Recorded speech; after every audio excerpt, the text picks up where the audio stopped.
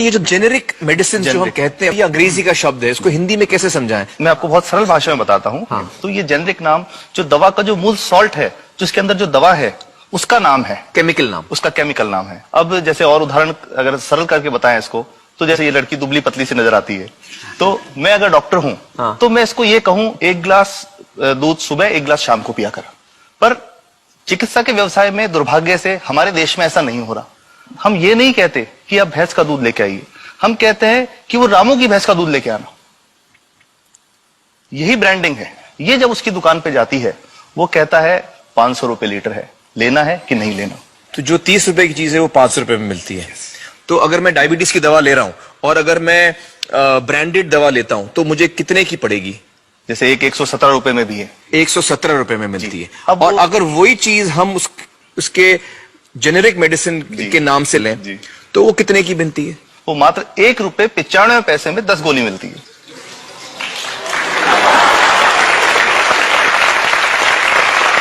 और दोनों गोलियों में कोई फर्क नहीं है किसी किस्म का? 100% समान, क्योंकि इसकी उत्पादन लागत ही इतनी है। उसका manufacturing, packaging, transport, retail margin, जो उसके मार्जिन जो हैं, जो हमारे ज्यादा वो सब मिला करके उतने की ही पड़ती है।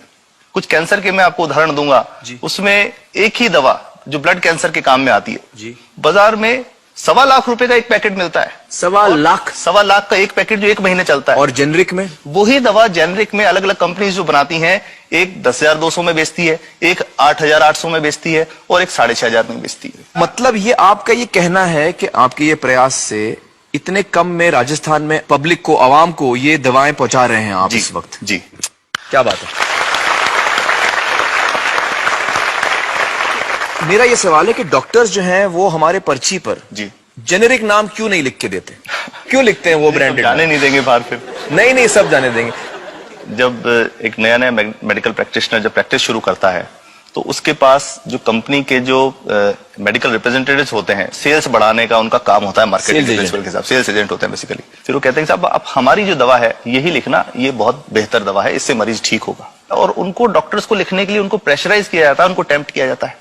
तो ये इसमें बहुत बड़ा कारण है जो दवा की कीमत को उसकी वास्तविक कीमत से 5, 10 गुना, 20 गुना तक बढ़ा देता है। एक बहुत बड़ा कारण है, क्योंकि हमारे पास जब हम टेंडर करते हैं तो बहुत सारे कंपनी वाले आते हैं, जो भारत की जो सबसे बेहतर कंपनियां, जिसके भी नाम, वो रेपुटेड कंपनियां जिनके नाम आप ले सकते हैं, वो सभी हमें वो उसको जो 70 रुपए की है उसको 2 रुपए में, 5 रुपए में दे रही है। 30 रुपए की दवा 2 रुपए में दे रही है। इतना ज्यादा फर्क।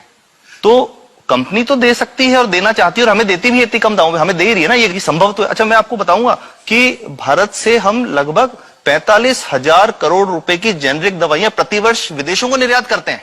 आप भेजते हैं दुनिया भर में जेनरिक, ये जो सस्ती दवाएं हैं आप विश्व भर में भेजते हैं? विश्व भर में हमारे लोगों को नहीं मिलती। हमारे देश में महंगी है, हमारे देश में महंगी है। और अगर ऐसा है तो हमें कोई ईस्ट इंडिया कंपनी की जरूरत नहीं, हम वापस उसी दिशा में जा रहे हैं। आपने जब ये शुरू किया तो आपको कोई रेजिस्टेंस फेस करना पड़ा राजस्थान में? देखिए, जो प्रयास हम कर रहे हैं ये बेसिकली धारा के विपरीत बहने का एक प्रयास है जी। काफी थ्रेट्स भी हैं, क्योंकि इसमें माफियाज भी हैं, ड्रग माफियाज जो ऑपरेट करते हैं। और हम हमेशा ये बात कहते हैं कि हम 100 साल से भी पुरानी शोषण की व्यवस्था को बदलना चाहते हैं, पर हमने हमेशा डॉक्टर्स को दोषी नहीं माना। सारे डॉक्टर्स बुरे नहीं है। 50-60% तो जेन्युइनली वो चाहेंगे कि गरीबों को कम कीमत पे दवा मिल जाए, वो चाहेंगे। और आज भी ऐसे डॉक्टर्स हैं जो अपने घर से सैंपल्स ला करके अपने जेब से पैसे निकाल के मरीज का इलाज कराते हैं। ऐसे डॉक्टर्स आज भी हैं। बिल्कुल सही। तो मैं इनको एक उदाहरण भी बताता हूं कि कैसे हमारे जो काम वाली थी, उसका बच्चा था छोटा। इंसिडेंटली हम कोई समय छुट्टी मनाने कोई बाहर गए। जब हम लौट के आए 10-12 दिन बाद, तो वो लक्ष्मी के साथ उसका छोटा जो बेटा था राजू, वो भी उसके साथ आता था जब, और मेरे बच्चों के साथ खेलता था, मेरे बेटे के साथ खेलता था। तो वो लक्ष्मी अकेली आई, राजू नहीं आया। तो हमने पूछा कि क्या हुआ, तो उसने जो बात बताई कि साहब वो उसको, आप गए थे, उल्टी दस्त हो गया था। उल्टी दस्त की बीमारी के लिए वो जब दवा लेने गई तो केमिस्ट ने उसको कहा कि इसके तो 400 रुपए लगेंगे। तो उसने कहा साहब मैंने खूब मांगा, मेरे पास 400 रुपए मुझे नहीं थे, और मेरा बच्चा रात को ही उसको दस्त आते रहे, वो खत्म हो गया। और मैं आपको ये कहना चाहता हूं कि वो जो दवा लिखी थी कि वास्तव कीमत 1.5-2 रुपए ही है, तो वो बच्चे की जान बच सकती थी। 65 वर्ष के बाद भी अगर कोई बच्चा उल्टी दस्त से मर जाए तो मैं नहीं समझता इससे शर्मनाक बात कोई हम लोगों के लिए हो सकती है। और सबसे बड़ी बात कि इसे आसानी से बदला जा सकता है। हमें सबको एक समन्वित, एक संगठित प्रयास करने की जरूरत है। ये तो कुछ भी नहीं है, कोई नई फैक्ट्री खोलनी नहीं, कोई नई दवा नहीं बनानी, ये सब जो गलत चल रहा है इसको रोकना ही तो है। तो दोस्तों, डॉक्टर समित की बातों से हमें यह पता चला है कि दवाइयों का जो कॉस्ट होता है, जो उनको बनाने का खर्च होता है, वो बहुत ही कम होता है और हमें इन कम दामों में ये दवाइयां मिल सकती हैं अगर हमारी राज्य सरकार जेनेरिक मेडिसिन की दुकानें खोले, जैसे राजस्थान सरकार ने किया है और जिसके लिए हम उन्हें सलाम करते हैं।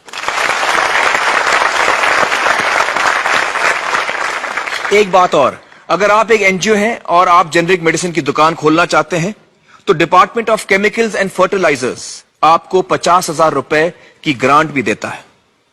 डॉक्टर समित, आपने बहुत ही बेहतरीन काम किया है और इस बहुत ही अहम मुद्दे पर रोशनी डालकर हमारी आंखें खोल दी हैं और हमारी दुआ यह है कि जो काम आपने राजस्थान में शुरू किया है वो हर राज्य में फैले, देश के कोने कोने में फैले।